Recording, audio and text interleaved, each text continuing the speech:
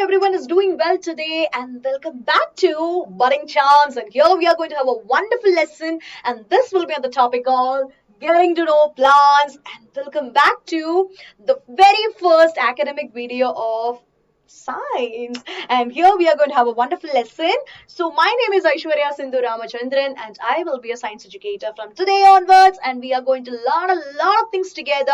And about this session, this is going to be a rapid recap, and we are going to learn everything in 15 minutes. So quick, you have to be ready for the session, and please have a notebook and a pen along with you so you can note down the important points as we are going to discuss multiple concepts today. And not only that, you have to be attentive throughout the session. And let me tell you about the tools available here. So we have an amazing comment box. If you find any kind of troubles or doubts in between, please feel free to post it in your comment box so that I will resolve it for you. So let's get started and welcome back again, and we are going to have a wonderful lesson, and this will be the topic on getting to know plants, and this is going to be a rapid series. So here are the contents. We will be learning plants, types of plants, plant parts, and photosynthesis. So these are the basic four concepts that we are going to revise today. So let's get started, and here you look at it.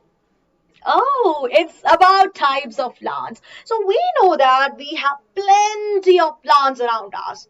But do you think these plants are of same types? No way.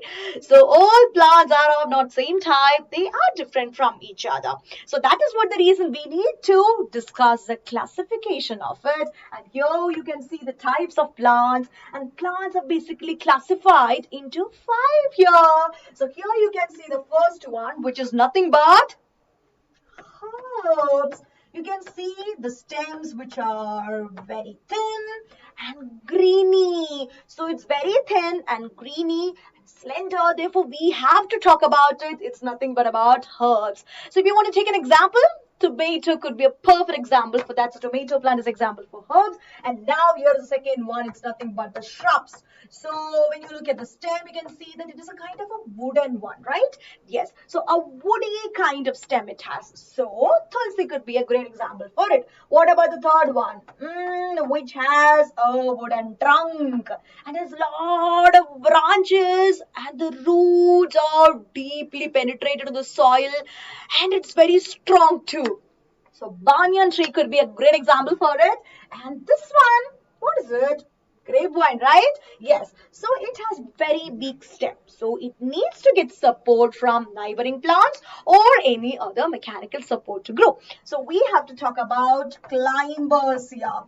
So when you talk about climbers, we have an amazing example of grapevine. And last one is nothing but the pumpkin. So here you know that it needs to go horizontally on the ground. Again, it has a very weak stem. So of course, we can say this is nothing but a creeper. So watermelon is also considered as creeper. So let's get into the next one. I hope everyone is clear with the part. And here we are moving towards plant parts. So you can see that these are the main parts of a plant. So let's start off with the roots itself. Oh, look at it. It helps to hold on to the soil, and also which helps to absorb. Correct? What we need to absorb? It absorbs water and minerals. So that's the duty of roots. Correct. And what about leaf? Leaf is known as the kitchen of the plant, and that's where the photosynthesis occurs. Very important. So I'm writing down the important terms here. So I hope everyone is familiar with my children's voice ability, right? Yes. So you're going to learn about flowers next. So it's very important. So flower is considered as the reproductive part of a plant. So this is nothing but reproductive part of a plant. So what else? Stem. So stem is also very important because this is the transport channel, and this conducts water and also the food throughout the plant. So I'm going to write it as transport. Very important. So that's the duty of stem. And now what we are going to learn now? It's all about the roots in detail. So look at it here. You can see that roots are very important for the plants, right? Why? Because it holds on to the soil. So it's very important to learn about roots. So let me change the color once. So here we know that it also helps in the absorption of water and minerals. So I'm going to write that important point. So which helps to absorb water and minerals. Correct. So it's very, very important. So you can write down the points. I kindly request everyone to take a note on this because these are very important and this is a rapid session. So you can definitely make use of this in such an effective way.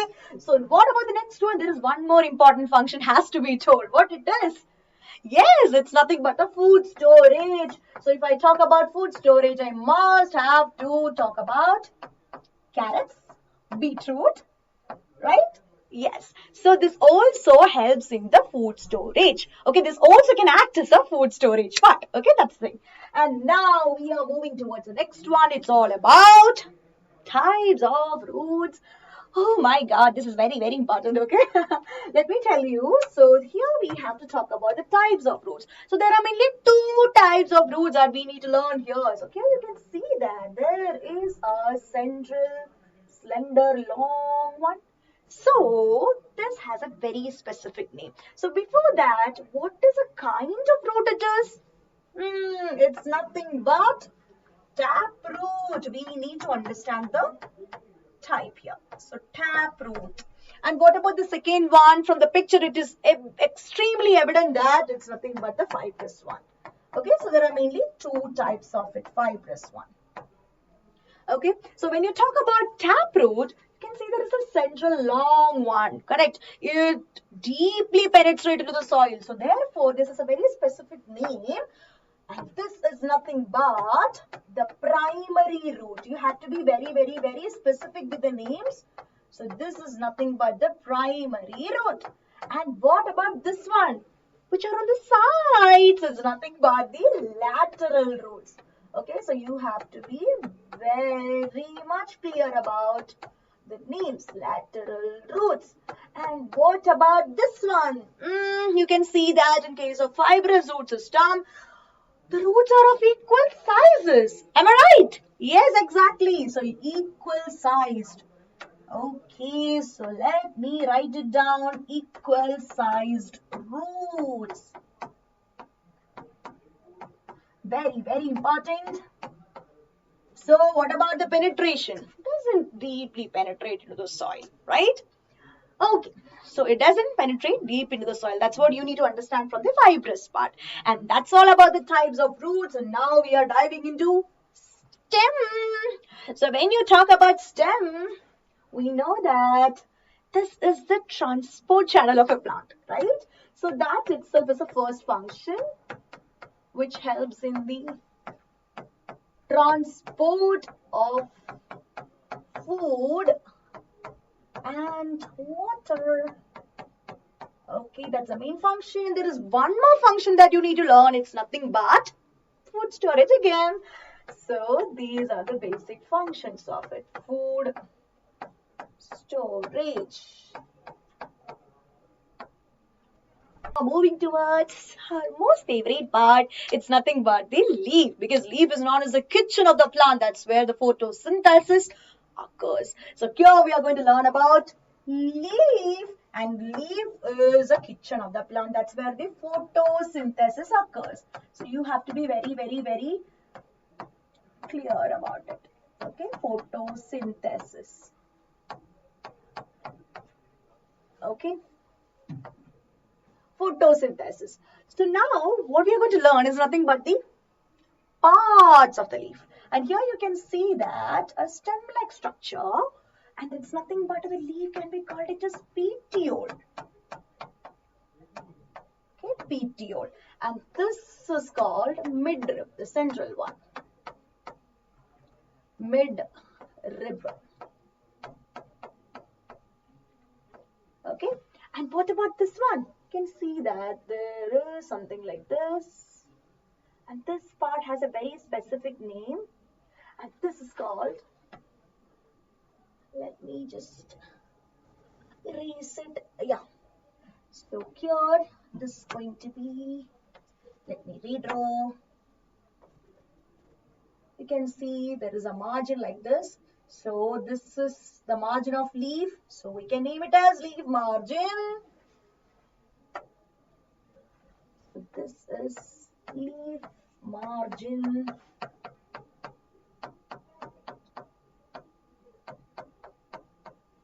Okay, this is a leaf margin.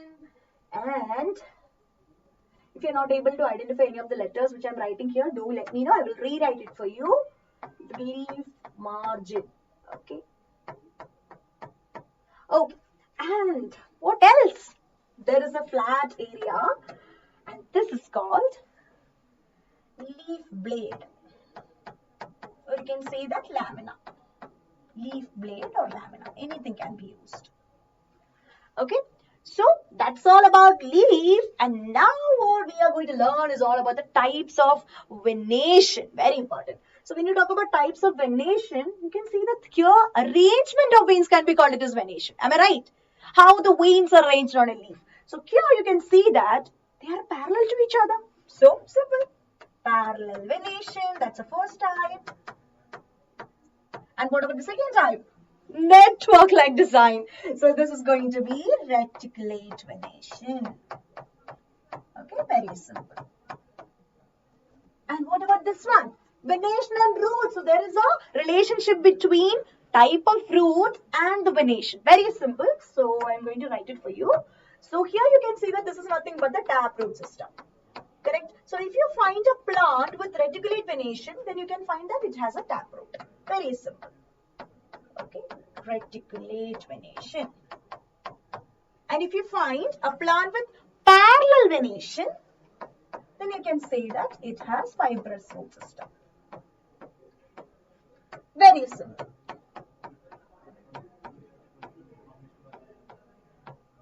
Got it? I hope you are clear. So this is a code TR and FP. Okay, that's the code for you.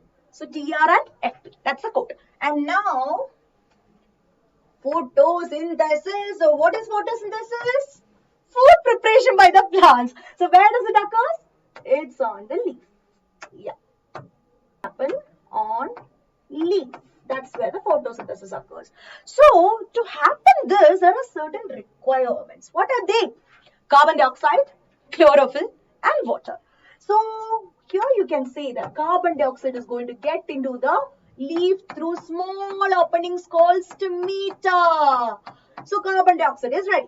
Chlorophyll is already there in the leaf itself as a pigment. So this is going to trap the sunlight. Okay. So chlorophyll is a green color pigment which is already there on the leaf. And water will be absorbed by the roots from the soil. So everything is ready now. Sunlight, chlorophyll, carbon dioxide, water, everything is ready. And what about this one? Now the food is ready, right? If all the requirements are available, then the plant starts to make its own food. But along with the food, there is something that has been produced as an extra. What is this? Oxygen. So this oxygen will be released out, and this is the oxygen that we breathe in. So that's all about photosynthesis, and now we are moving towards the flower parts. And when you talk about flower parts, there is a green color structure here. So this is called sepal. So this sepals can be either fused or it can be free. Fused means joined together. Free means it is separate. Similarly, the most attractive part can be called it as petal. So this also could be fused or free. In case of hibiscus, it is free. In case of datura, it is fused. And here you can say that the male reproductive part, it's nothing but the stamen. So stamen consists of two parts mainly. What are they? Anther and filament. So inside anther, there is a yellow color thing called pollen grain. So this pollen grain acts as the male gamete. Okay, understand. And what about this one? This is nothing but the female part. So it's nothing but the female part can be called it as pistil. So pistil has mainly four parts. What are they? It's nothing but stigma. That's where the pollen grains fall. And through which it has to go to the ovary. So this happens through style. Then it reaches ovary, the bulged part, and that's where you can find the bead-like structures called ovule. Look at it, these are the main parts. So that's all about it. And now what we are going to learn is all about summary.